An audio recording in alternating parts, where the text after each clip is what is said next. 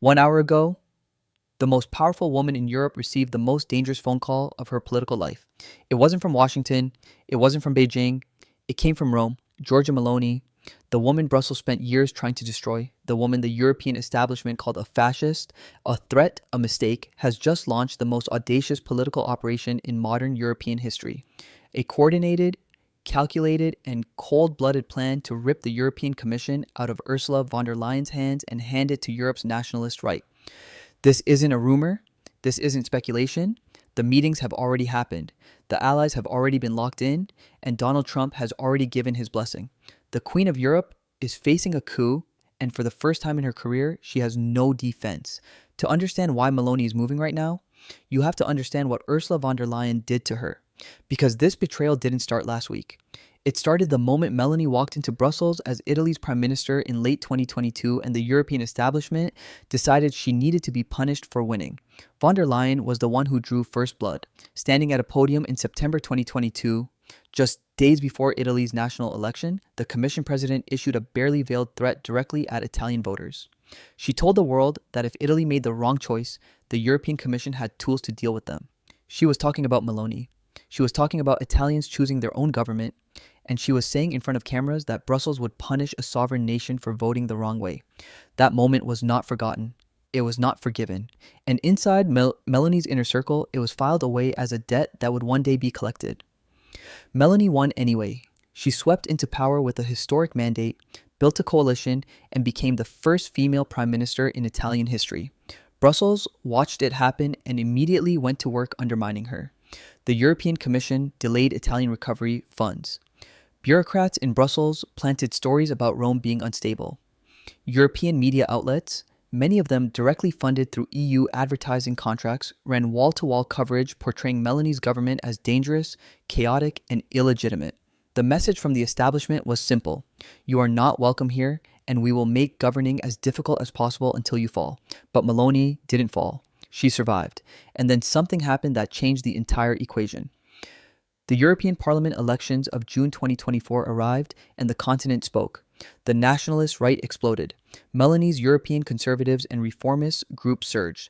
Marine Le Pen's allies surged. Alternative for Germany surged. Country after country delivered the same verdict. The European public was done with the Brussels establishment, done with the green agenda that was destroying their industries, done with the migration policies that were reshaping their communities without their consent, and done with Ursula von der Leyen. Those election results should have ended von der Leyen's career. In any functioning democratic system, a political class that suffers that scale of rejection resigns. They hand over power. They acknowledge that the voters have spoken. Von der Leyen did the opposite. She maneuvered behind closed doors, cut deals with socialists and liberals, and secured herself another 5-year term as Commission president. Despite the fact that the parties backing her had just been demolished at the ballot box, it was a move of breathtaking arrogance. And it handed Meloni the one thing she needed more than anything else, a legitimate grievance that the entire European right could rally around. Because here is what von der Leyen's maneuver actually proved. It proved that the European Commission presidency was not decided by voters. It was decided by backroom deals, elite consensus, and whoever could lock in enough parliamentary arithmetic regardless of what the public wanted. It proved that Brussels operated as a self-sealing system where the establishment could absorb any election result and continue governing as though nothing happened. And it proved that Meloni, despite leading one of the EU's largest member states, was going to be frozen out of power no matter what she did inside the rules. So, Meloni decided to change the rules. Throughout late 2024 and into 2025, she began building something methodically and quietly, a parallel power structure inside European institutions. Her ECR group started expanding, recruiting MEPs from across the continent, offering an alternative home to conservatives who were uncomfortable with the hard edges of Viktor Orban's identity and democracy bloc. But unwilling to keep propping up the von der Leyen consensus, she strengthened relationships with the heads of government in Poland, the Czech Republic, and the Baltic states, countries that shared her concerns about Brussels' overreach but had previously been kept inside the establishment tent through fear and financial dependency. Then Donald Trump won the American presidency, and everything accelerated. Trump's return to the White House was not just a political earthquake for Washington. For Meloni, it was a strategic gift of historic proportions. She had cultivated Trump's world for years. She had attended CPAC. She had praised his movement.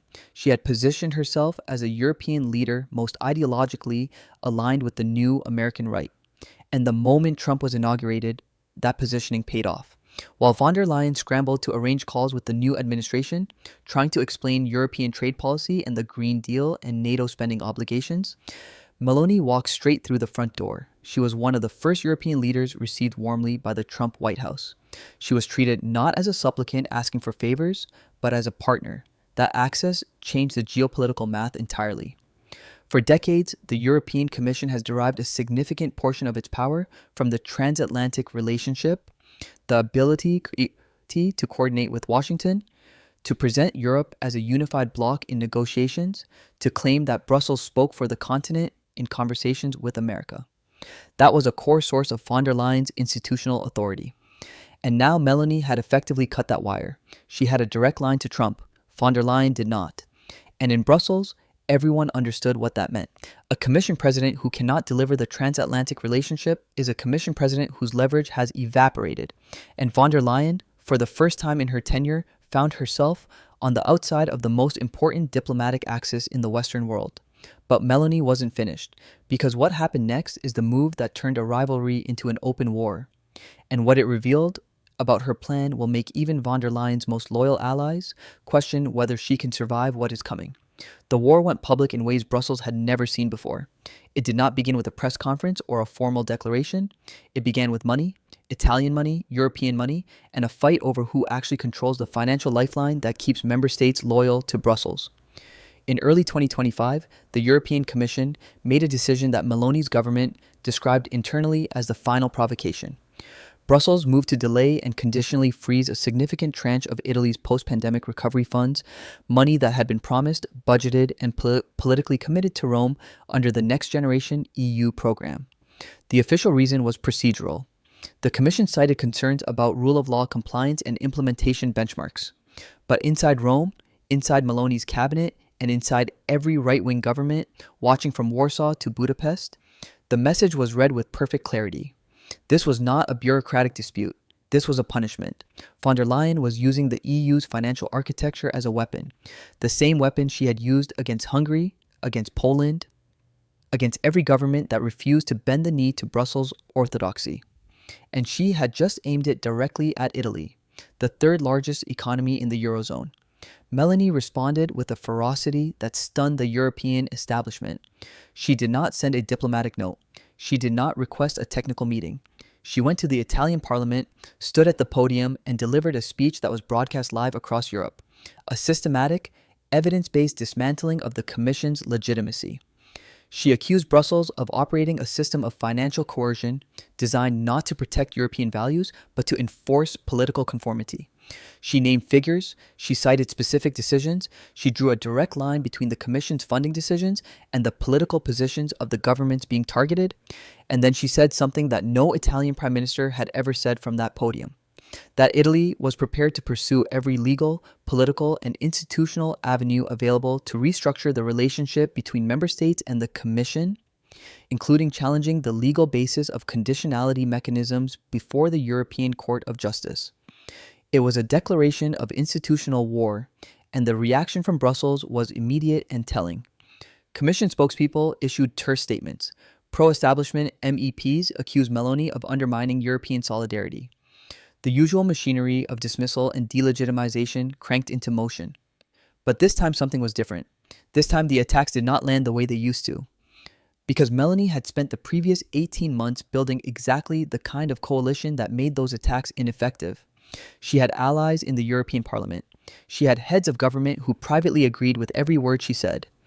And she had the American president publicly praising her as Europe's most serious and capable leader, while describing von der Leyen's commission as an obstacle to transatlantic prosperity.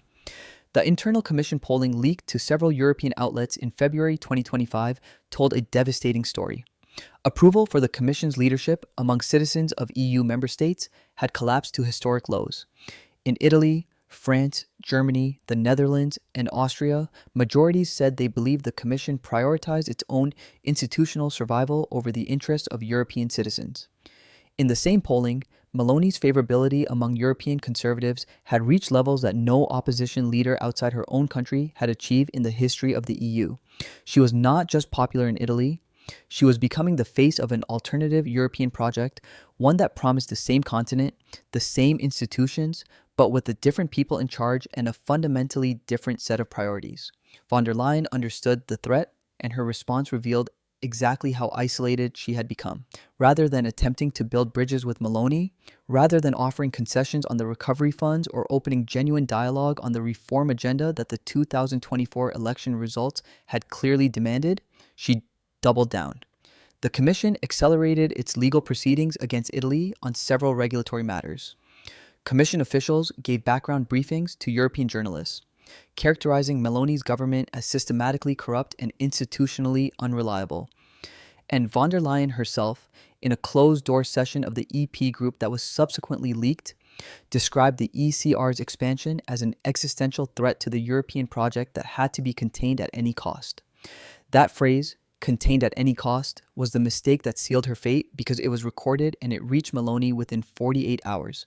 What Meloni did with that information was not emotional. It was surgical. She did not leak it immediately to embarrass von der Leyen.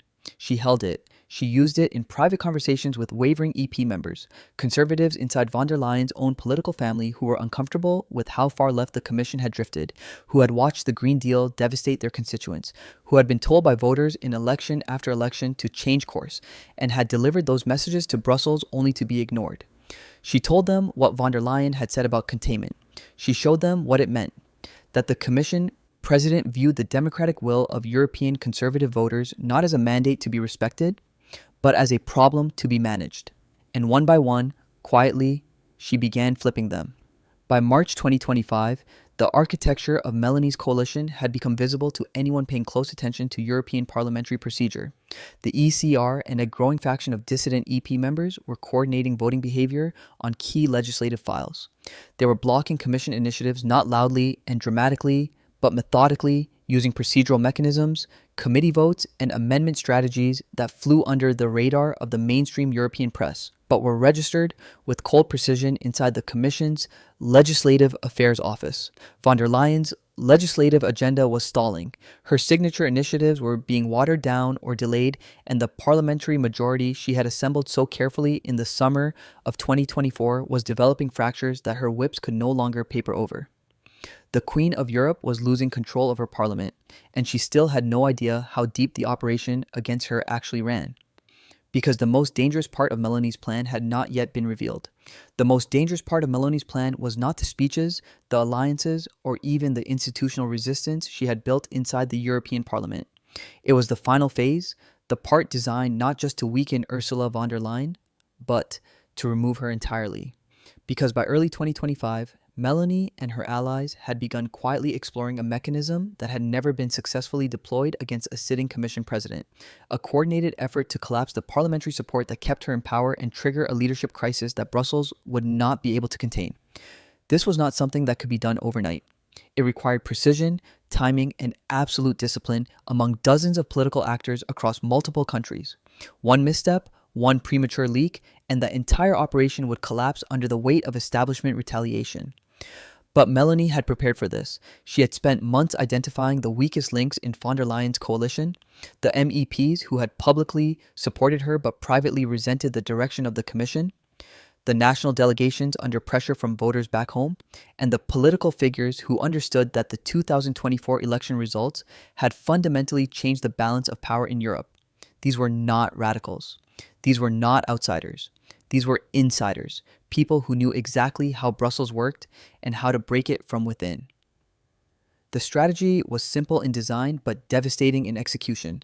Deny the Commission stable majorities, force repeated legislative failures, and create the perception, both inside the Parliament and among European citizens, that von der Leyen had lost control. In Brussels, perception is power. A Commission president who appears weak quickly becomes weak, as allies begin to defect and opponents grow more aggressive. Meloni's coalition understood this dynamic perfectly, and they exploited it with ruthless efficiency. Key votes began to slip away from the Commission. Amendments that should have passed easily were suddenly blocked. Legislative timelines stretched, stalled, and in some cases collapsed entirely. Each failure on its own could be explained away. Together, they formed a pattern that was impossible to ignore. The Commission was no longer governing effectively. And as that perception took hold, the next phase began.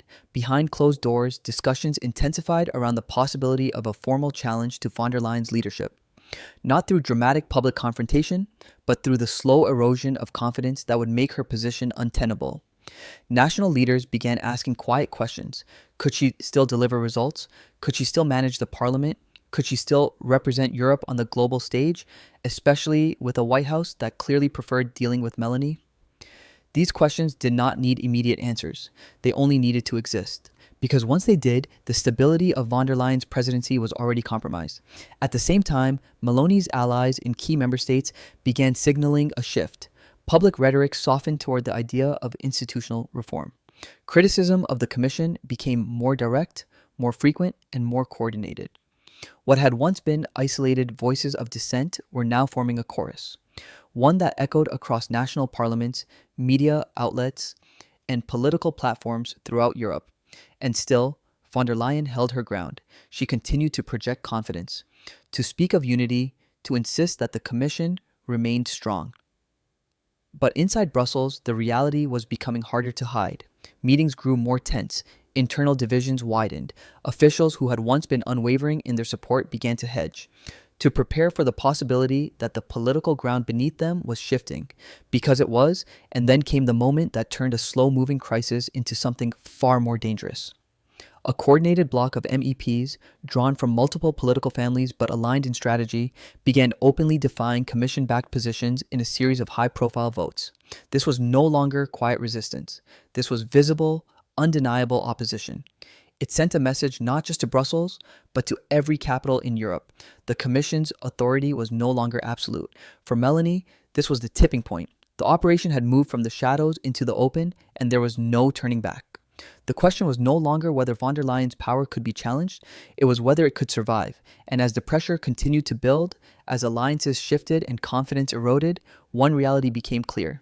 The Queen of Europe was no longer untouchable. She was vulnerable. And in Brussels, vulnerability is the beginning of the end.